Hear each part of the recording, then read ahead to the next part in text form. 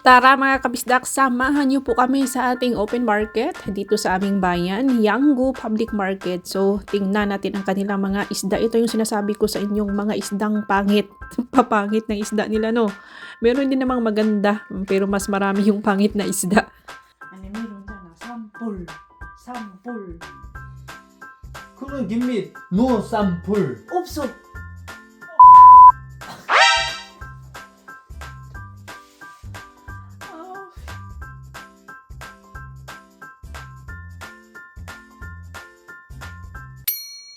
Hello mga kabisdak! Welcome back to our channel. This is Bisdak in Korea Vlogs and this is our Korean countryside life. Very Philippine vibes ang ating kalendaryo mga kabisdak ko. March na no, ang bilis talaga ng panahon. March na po.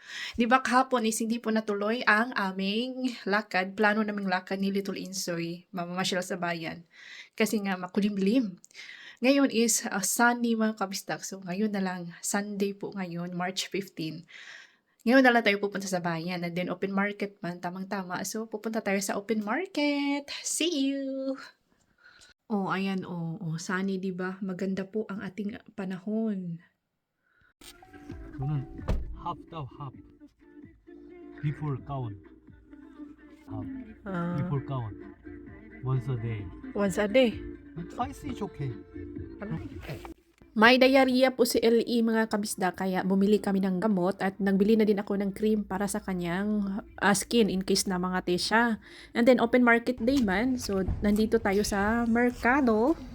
Market day mga kabisdak, so namasyal kami ni Little Insoy and Daddy Insoy dito sa bayan. Kung matagal na kayong viewer sa ating mga vlogs, ay familiar po sa inyo ang building na yan. Yan po yung old family center. Diyan ako nagtuturo dati, 2 years ago. Pero ngayon, may bago ng family center dito sa bayan guys. Which may vlog din ako. Panoorin nyo sa mga gusto makita yung bagong family center. May vlog ako niyan last year. At eto, bibili tayo ng mga lettuce. Ay, Sengchu only.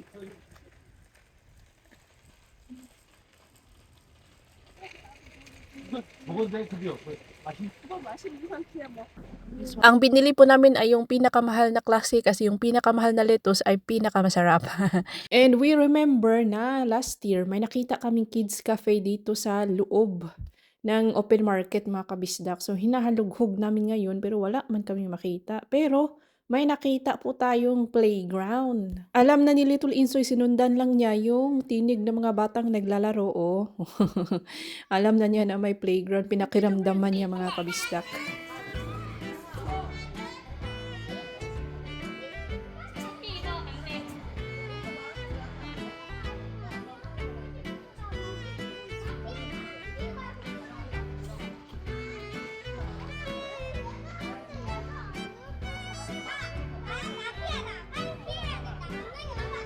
네?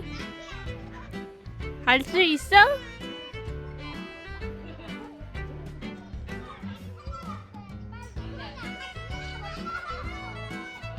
짱이야.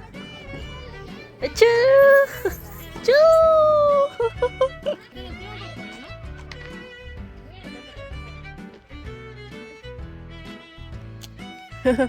아, 좋다.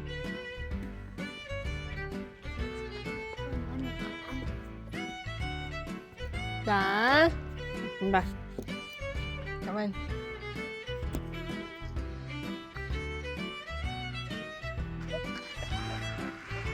Oh, kuya! Hello, catch. Nung una ay natatakot pa si Little Insoy sumakay doon sa sinakyan ko mga kabisdak. Masaya yun. Parang binalik ako sa aking pagkabata. Dito muna siya, nag-enjoy siya dito sa pag-akyat-akyat and pag-slide-slide. Si Daddy Insoy pala ay naghanap ng convenience store dahil gusto niyang uminom ng kape. Hello, te! Chango! Woo! Undang po! Undang po yun!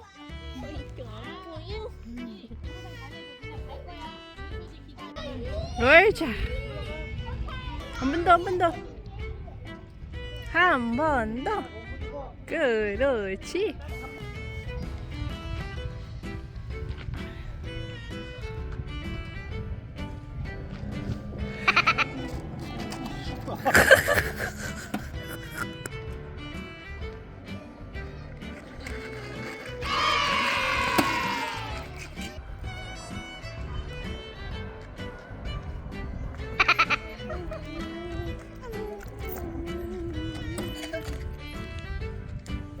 Nagutom kami sa paglaro-laro mga kabisdak. So, naghanap po kami ng twisted donuts. Tingnan nyo man na. Tinginin nyo muna itong mga isda na tinda dito. Kung kasama ko lang si Dudong, ay wala na. Nagiba na yung face ni Dudong. Kasi yung mga isda dito is ang pangit daw. Totoo naman. Majority ng isda dito guys is ang papangit nila. So maraming tao dyan na part kasi ano yan, yung mga odeng, yun ang mga tinda doon guys. At nakabili kami ng twisted donut and sa akin is cheese hot dog. Twisted donut kay Little Insoy. Kay Daddy Insoy naman is kape lang ang kay Daddy. Ay hindi, bumili siya ng siopaw para po kay Bianan.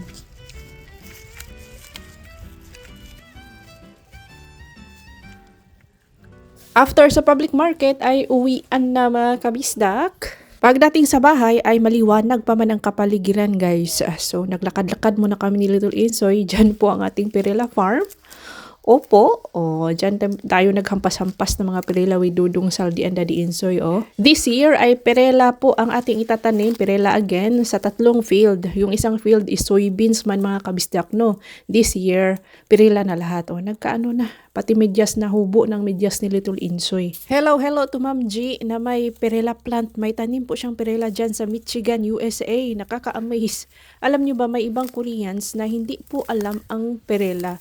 Ang akala nila ang perela at sesame ay parehas lang mga kabistak. May napanood akong vlog nang sabi niya is sesame leaves daw yung perela leaves na binabalot doon sa gimbap mga kabistak. Ay, Koreano yun ha? Hindi niya alam ang perela plant. Ito po ang unang sakay ng bisikleta ni Little Insoy after the winter. Next time guys, tatanggalin ko na po itong balancer para maano na si Little Insoy, matrain siya na wala ang balancer.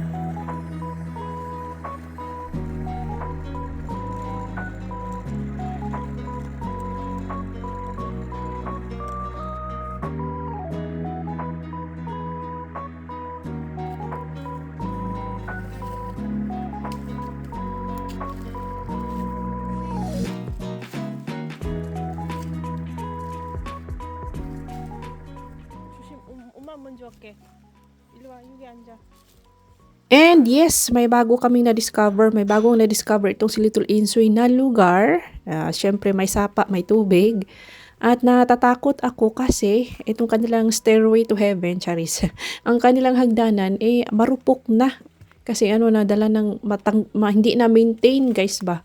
Walang tao kasi dito malapit, walang taong nakatira sa bahay na to. Ay hindi, bahay bakasyonanan lang siya. Kaya wala masyadong maintenance. Tuwing summer lang na pupuntahan ng mga tao ng may-ari. Na siya, marupok na, may mga butas-butas, nakakatakot siya mga kabisdak. Pero plastic po yan.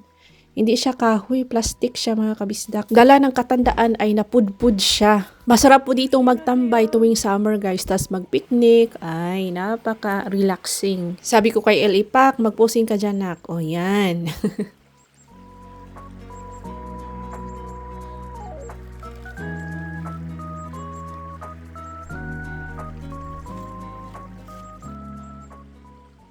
And then, pag uwi ko sa bahay, chinek ko itong email. Chinek ko ulit yung email ng DMW para sa mga requirements for Dudong Saldian Lungkoy, mga kabisdak. At chinecheck ko din yung online portal service ng Korean Embassy para magpa-reserve mga kabisdak ng appointment. Hindi kasi pwedeng mag-walk-in sa Korean Embassy Cebu. Kung magpa-process ka, mag-apply ka ng visa, dapat magpa-reserve muna mga kabisdak. At yan po yung inaano namin kasi siya, fully booked siya. So next week pa daw kami pwedeng magpa-reserve ng appointment. You did? No, Who did? other people. If like this, no, not available. Already full book. That is not full book. This one, wala pa this one. But it's not available yet.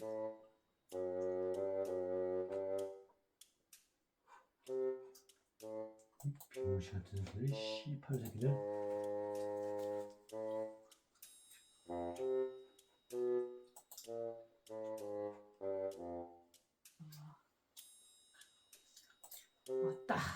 requirements? 12. 후. DMW. 얘가 후. 4. Saldi Dudong Lungkoy. 비자 있고 뭐요? This 시설 one, 월걸 template iso. Igo to iso. Contract igo iso. Number. Igo man, number 7. 리엔트리 컨퍼메이션. 그거야. 이거는 그거야. 그게 더 뿌이데 센터 뿌이데고. Kogoya, kogoman. 진짜? The 이거 problem, And this one, igo nun. That's different yun. This one, invitation. We need to get the 그건 sentence. 날라오구만. Igo nun is so. They already send 아 me. 그래요? This one, this one. 왜 그러는 거야? This. Eto na naman tayo mga kaibigan. Grabe itong, ewan ko ba yung sistema sa atin o bakit ang dami-dami nating requirements na kailangan. Kung may visa na yung tao, halimbawa may visa na sila, bakit kailangan pang mag-submit ng invitation letter, recommendation letter? Bakit ganun? Ay, Diyos ko, parang awa nyo na. It's more fun in the Philippines ba talaga or it's more stress in the Philippines? Alam nyo, ang Korean Embassy, ang kailangan lang nila para mag-release ng working visa is medical sa mga baguhan. Medical lang at NBI. At for Saldi Andudong na mga re-entry, wala ng medical at wala ng NBI mga kabistak. What if they will not accept now? What did they last year? What if they send me na this is the invitation letter daw, this kind of invitation letter. Can you read? Read haba? You understand, Guzi? We should follow like this form. Na, just the thought no iso, baba. We kindly request your cooperation in inviting seasonal workers from their home country by 그 왜 utilizing. 그러는 거예요, 너네는? This is from the other cities have like this timone.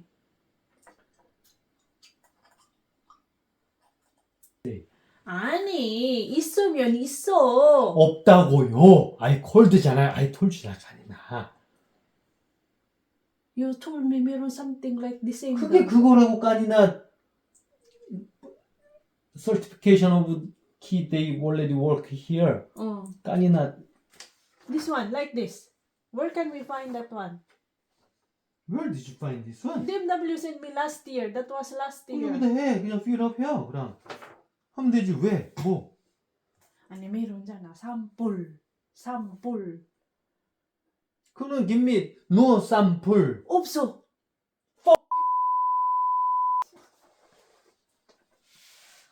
Meow, meow, meow, meow. Hinahanapan kasi ako ng taga DMW nitong invitation letter mga kabisdak. Ang problema is yung LGU namin, wala silang document na ganyan. Hindi sila nag-provide ng document ng invitation letter. Ang gusto ng taga DMW galing sa LGU namin, wala. Yung ibang LGU dito sa Korea, nag-provide po sila pero itong sa amin, hindi guys. Ang ginawa ko last year is, gumawa ako ng sarili kong invitation letter. Noong una is hindi nila tinanggap yung aking personal invitation letter pero wala ako magawa wala ako makuha Ngayon is pinupush talaga nila akong kumuha ng invitation letter galing sa LGU. Wala mga kabisdak. Hindi ko alam kung ano nang gagawin dito or madala pa ba sa pakiusap. So, ayan po. Welcome back to stress life. Stress time sa amin ito na time ba yung processing ng document sa Pilipinas. Walang problema sa Korean Embassy at saka dito kasi ang una talagang step is mag-a-apply kami ng mga farm owners dito sa agriculture center sa amin. Tapos sila po ang magre-release ng visa issuance number. Kung na-meet namin yung requirements na mag-hire ng mga family invites na farmers. So, kapag na-meet mo yon, i-survey mo na nila kung totoo bang may farm kayo, kung gaano kalaki, kung ilan ang pwedeng farmers na pwede mong i-hire. Sorry sa ating towel. At kung kaya mo bang mag-accommodate ng mga farmers, tinitingnan yung bahay mo kung fit ba. Tapos, after mong ma-meet yung mga requirements is, saka ka ma-releasean ng visa issuance number. Then, yung visa issuance number na yun ang ipapadala namin sa Pilipinas. Sila Saldi Dudong at Lungkoy, sila yung mag-a-apply sa Korean Embassy. Then, ang Korean Embassy, ang requirements lang is, para sa mga baguhan, yung medical certificate at NBI. Yun lang, guys. For Saldi and Dudong na re-entry, wala ng medical, wala na ring NBI. Diretso na lang sila apply ng visa after nila makuha ang visa issuance number from Korea. Ganun lang ka-easy. Ang nagpapatagal at nagpapahirap sa amin ay itong DMW. Grabe yung requirements nila, mga kabistak. 12! Ipapakita ko sa inyo na hindi pa ako nagsisinungaling sa mga requirements. Sangkatirbang requirements para po ma-release ang special exit clearance. After makuha nila Saldi Dudong at Lungkoy yung working visa, saka kami mag-apply ng special exit clearance sa DMW, Department of Migrant Workers. Kapag walang special exit clearance, hindi po sila makakalabas ng bansa kahit na may working visa na sila. So, yun po ang mahirap ngayon, guys, yung sangkatirbang requirements. Oh, ayan ha. Oh, ayan po ang imong requirements. 11 12 pala. Opo, 12. 12 kabuok na requirements, mga kabisdak. Grabe. Time consuming at magastos na magastos. Dito po kami nagagastusan talaga, mga kabisdak, sa dagdag stress sa mga papeles. Ang dami-dami po nilang kailangan, mga kabisdak. May working visa na nga yung tao, pero pagkadami-dami, meron pa silang, di ba nakita nyo kanina, grabe naman yan. Tapos yung ibang requirement dito, hindi namin alam kung saan kukunin. May binibigay sila sa amin na sample, pero may watermark na sample. Yung hinahanap ko na invitation letter, na galing mismo sa aming municipality, hindi sila nag-provide dito. Yung sample na bigay sa akin ng DMW, galing Jeju yon, Jeju province. Dito sa amin, wala silang ganon. Last year, ang sinend ko sa kanila na invitation letter is gawa-gawa ko lang, mga kabistak. So ngayon, kung wala kaming mahanap kasi wala mang mai-provide sa amin ang taga-center dito sa amin na invitation letter, ako na lang yung gagawa. Like, nung ginawa ko sa last year, tapos matagal pa kaming please pa ako sa DMW, nakikiusap ako sa kanila na tanggapin yung aking invitation letter.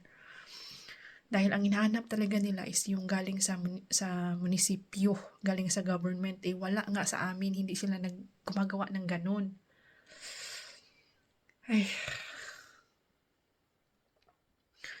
So yun, guys. Abangan na lang po sa next vlog kung kailan matapos. I hope mas mabilis nating matapos ang ating stress at ang ating mga kalakaran sa DMW this year. Unlike last year and 2 years ago na sobrang stress namin. Grabe yung stress namin last year and 2 years ago. I hope this year hindi masyado, no? At I hope makarating ang mga workers natin dito sa target date. Ay. And that's all for today's video, mga kabistak. If you enjoy, wag kayong ma-stress dahil na-stress na ako. If you are not stressed, if you enjoy this vlog, please like, comment, share, hype, and subscribe. See you on our next video. Ingat lahat!